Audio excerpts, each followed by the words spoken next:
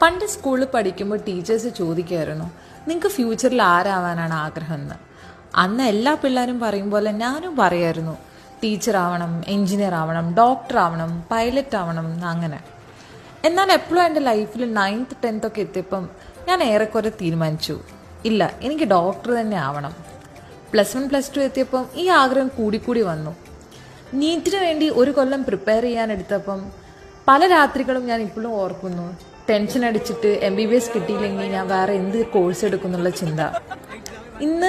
ഇപ്പോൾ ഈ നിലയിലെത്തുമ്പം 5.5 കൊല്ലം പിന്നോട്ട് ഞാൻ ചിന്തിക്കുമ്പോൾ ഞാൻ ഒരുപാട് ഹാപ്പിയാണ്.